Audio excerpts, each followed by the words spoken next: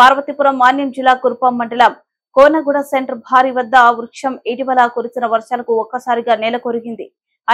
అదే సమయంలో ఆ చెట్టు కింద బండి ఆపి ఫోన్ మాట్లాడుతున్న పువ్వాల రాంబాబు అనే యువకుడు ఒక్కసారిగా భారీ శబ్దం రావడంతో చాకచక్యంగా ఆ యువకుడు పరుగులు తీశాడు.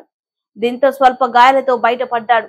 అయితే గుమలక్ష్మీపురం కురుపాం అలాగే ఒరిస్సాకు వెళ్లి ప్రధాన రహదారి కావడంతో రోడ్డుపైన భారీ వృక్షం పడడం వల్ల వేరే దారి లేక వాహనదారులు ప్రయాణికులు అవస్థలు పడ్డారు.